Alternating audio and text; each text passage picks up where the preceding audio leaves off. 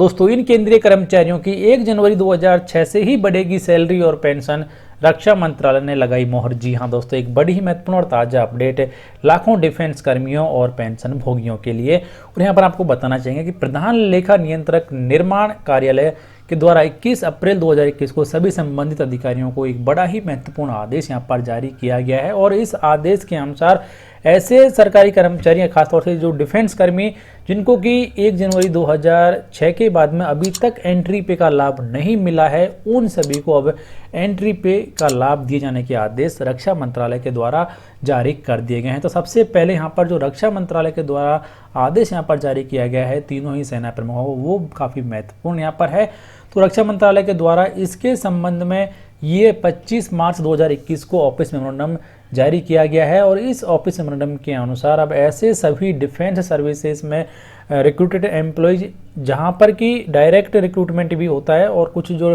Candidates departmental exam पास करने के बाद उस कैडर में चले जाते हैं, लेकिन उनको अभी तक एंट्री पे का लाभ नहीं दिया गया था, अब उनको भी एंट्री पे का लाभ 1 जनवरी 2006 से ही दिए जाने के आदेश रक्षा मंत्रालय के द्वारा जारी कर दिए गए हैं। तो इसका सब्जेक्ट भी आप यहाँ पर देख सकते हैं कि entry pay of direct recruits in defence services appointed on or after 1/1/2006 and pay fixation in case of persons other than such direct recruits, यानी कि डायरेक्ट रिक्रूटमेंट के अलावा यदि अन्य तरीके से जहाँ पर प्रमोशन के द्वारा या फिर डिपार्टमेंटल एग्जाम के द्वारा कोई कैंडिडेट किसी कैडर में चला गया था लेकिन उसे अभी तक एंट्री पे का लाभ नहीं मिला था, तो उन्हें अब एंट्री पे का लाभ उस पोस्ट की यानी कि मिनिमम जो एंट्री पे है उसका लाभ दिए जाने के आदेश रक्षा मंत्रालय के द्वारा जारी कर दिए गए हैं। तो इसके संबंध में वित्त मंत्रालय के द्वारा भी 28 सितंबर 2018 को आदेश जारी किया गया था और उस आदेश में एंट्री पे का लाभ दिए जाने के आदेश जारी किए गए थे, लेकिन अभी तक रक्षा मंत्रालय में कुछ कैडर्स के लिए इस आदेश को लागू नहीं किया गया था।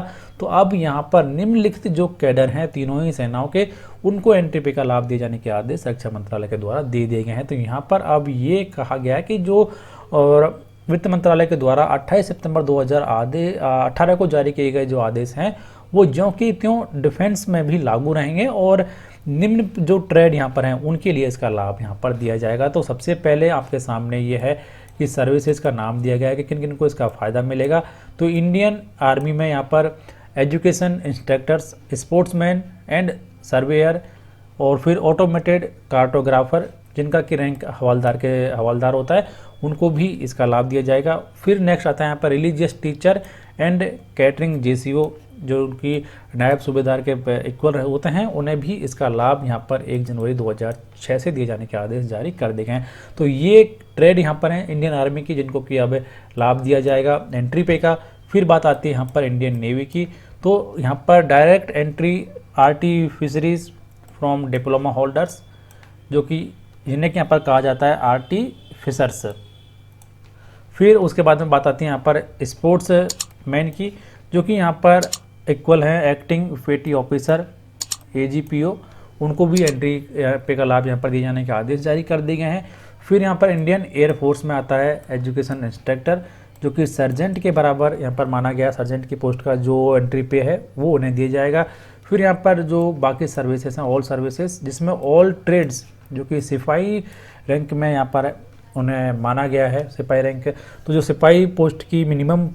एंट्री पे है उसका लाभ ऑल ट्रेड्स में दिए जाने के आदेश भी जारी किए गए हैं। और उसके बाद में यहाँ पर ये कहा गया कि इसका जो लाभ यहाँ पर है वो 1 जनवरी 2006 से दिया जाएगा। तो काफ़ी अच्छा खासा एरियर भी यहाँ पर दिया जाएगा, लेकिन इसका लाभ सिर्फ उन्हीं कैडर्स को दिया जाएगा, उन्हीं ट्रेड्स को दिया जाएगा जहाँ पर डायरेक्ट रिक्रूटमेंट का प्रोविज़न है। वहीं पर यदि किसी कैडर में या फिर ट्रेड में डायरेक्ट रिक्रूटमेंट का प्रोविज़न नहीं है तो वहाँ पर एंट्री पे का लाभ नहीं दिया जाएगा। लेकिन अधिकतर जो ट्रेड्स हैं और कैडर्स हैं वहाँ पर एंट्री पे यानी डायरेक्ट रिक्रूट का ऑप्शन होता है। तो अधिकतर जो केसेस हैं यहाँ पर जो कि पोस्ट यहाँ पर दी गई हैं इन सभी को 1 जनवरी 2006 से ही एंट्री पे यहाँ पर मिल जाएगी। तो बहुत सारे जवान ऐसे भी हैं, डिफेंस कर्मी ऐसे भी हैं जो कि रिटायर हो चुके हैं, तो उनकी भी सैलरी बढ़ेगी और उनकी भी पेंशन यहाँ पर बढ़ जाएगी। तो इस तरीके से जो रिटायर्ड और सर्विंग डिफेंस कर्मी हैं उन सभी को इसका फ़ायदा मिलने वाला है और ये फ़ायदा उन्हें मिलेगा 1 जनवरी 2006 से। तो काफ़ी लगभग आप देख सकते हैं कि 14 साल से अधिक का टाइम हो चुका है, 15 साल का एरियर भी मिलने वाला है उन सभी को।